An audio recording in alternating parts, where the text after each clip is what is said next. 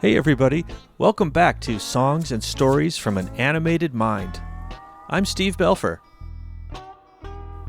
Get ready for songs, stories, and some creative adventures from my career working in animation studios over the years. Along the way, you'll hear some of my original music, including funny rock tunes, instrumentals. Here's today's story. In the late 90s, I was working at this little startup studio doing Simpsons games. The studio was working on this CD-ROM game called Virtual Springfield. I'll tell you all about that place in another episode, but while I was working there, the studio landed Disney as a client. This was back when the internet was just getting started. Disney wanted to make these animated Winnie the Pooh storybooks for the web. Somehow I ended up directing the animation on the project. I mean, it was an amazing opportunity. I had gone to CalArts, the school that Walt Disney helped found, and now I was going to be directing the animation on a Disney project. The project went really well overall. I learned a ton. You know, back then, they didn't have sync sound with the animation. It's like, you know, when the silent movies, like when the talkies came out, you couldn't do sync. Let me say it again. You couldn't have the audio be in sync with the picture on animation for the internet back then. So this guy there, his name was Mike, he was this really brilliant programmer, and he cracked into the code of the early version of Flash. It was called Future Splash, and he somehow figured out a way to make it keep in sync with the audio. They later implemented this into the actual program, but Disney was really impressed by this, and they wound up hiring Mike, and they hired me. I went from this studio called Vortex Media Arts to Disney Online. I remember going in for the interview. The office had all of these things you'd expect from Disney. Really bright colors and giant windows and really fancy, funky furniture and an espresso machine that made all these different kinds of coffee. And it felt super well funded and really, really exciting. I wanted that job. A few days later, I got the job. I was super thrilled. So a packet arrives in the mail explaining something called Disney Orientation. I kind of had an idea of what that was like. It says to report at a certain time, I think it was 9 a.m. at this corporate building for Disney. So I put on my nice duds, and on that appointed day, I showed up at this Disney building. First you drive up and you have to show them your ID, and then a gate opens, you drive onto the lot, and then you find a place in their special parking structure.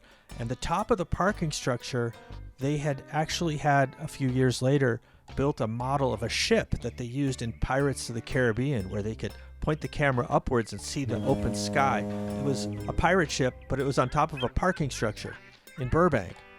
They led us into this really nice small theater with a big screen and a curtain and some seats. Maybe it sat 50 people or something like that. It was really nice, and the seats were all plush velvet. So I found my seat, and I was sitting amongst about 20 new hires. Now, Disney hires, of course, not only artists, but people in every aspect of business: marketing, consumer products, legal, everything. And so I didn't know if I was the only animator or what, but, I found my seat. There was a very charismatic host that greeted us and said, "Here, we're going to show you a film about the history of Disney." So the lights went out and they played this movie. There was Walt Disney, Mickey Mouse, all the classic montage from all these cool films, live action films, the theme parks, merchandise, the whole Disney universe. This wasn't just an employee training. It felt like I was being welcomed into this giant institution, and they made you feel really happy that you're there and lucky to be there, like you're joining something bigger than just a company. After the film, the host went around the crowd and he started asking each person some questions. When he got to each person, he'd ask, "Who's your favorite Disney character?" People are super into Disney, obviously, and a lot of people had really thoughtful answers. people knew right away who their favorite Disney character was. This wasn't just, picking a name. They knew already who their favorite Disney character was. And this isn't just favorite. This is a character that really meant something to them, to their core. Somebody might love Winnie the Pooh so much, or Tigger, to the point where it's kind of like they might have a tattoo of that character, or they might have a piece of bling that they wear that has that character on it. They're really into it because the character really resonates within them. People bond with these characters, and that's what makes Disney so cool. But anyway, I didn't have a favorite Disney character. I didn't know. I'm kind of like having an out-of-body experience. Some people said, Mickey Mouse, Ariel, Maleficent. I like the dogs that... What were those dogs called? They're like, I like the 2 dogs from Lady and the Tramp, and people would love it. Anyway, they get to me. Now, honestly, I had not prepared for this. I didn't really have a favorite Disney character. I was just kind of like being swept along, and I said, Steve, who's your favorite Disney character? I just said the first thing that popped into my head. I said, Goofy. I think I maybe said it like a question, like, Goofy? And the host immediately smiled and he said, excellent choice. We love Goofy. And then everybody applauded. And I felt like apparently I had passed. The rest of the day, we went through the employee handbooks and the policies and benefits and all the things you're supposed to know before you report to work. And that was the day. Then they say, okay, you can go home. We all went home. I didn't have to go to work that day. That was kind of my first day. It was exciting. So that was the kickoff for my amazing career at Disney. It wasn't a really long career at Disney. I worked there for 2 or 3 years. But what made it really interesting to me was that the internet was just beginning to host animation. And I was the guy to come along and kind of be the interface between online and their different animation groups like TV animation and even feature animation. They were working on Mulan at the time. Traditional animation was still king. There were Saturday morning cartoons, but when I arrived, I actually became the first person on Earth to animate something that appeared online for Disney. It was this, was it Mickey Mouse? No. Was it the 7 Dwarfs doing something cool? No. It was kind of like a precursor to that Google header animation. It was this bouncing red ball with the Disney D logo on it. This was the famous Disney Online, quote, D ball.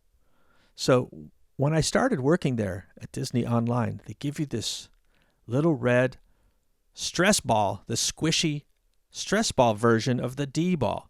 Now, according to, the employee handbook, it was probably intended for stress relief.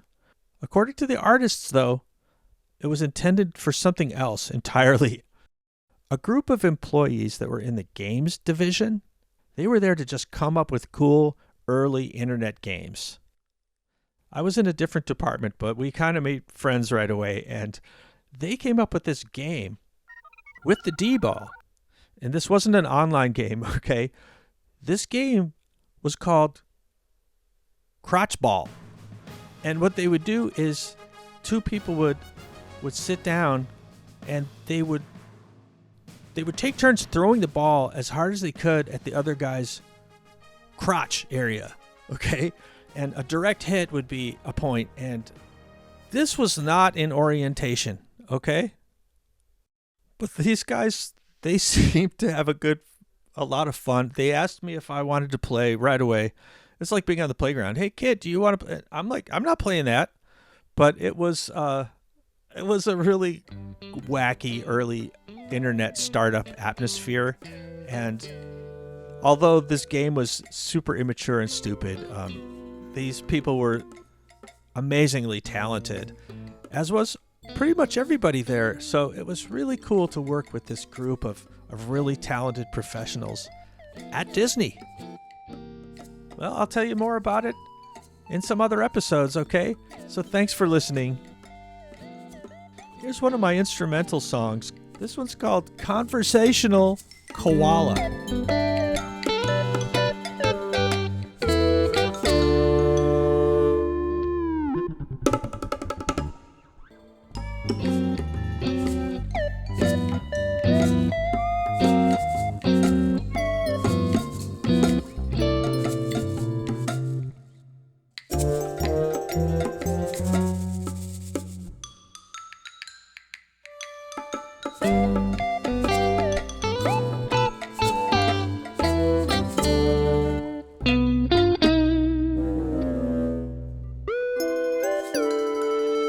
Thanks for checking out Songs from an Animated Mind. All these stories from my life in animation. See you next time.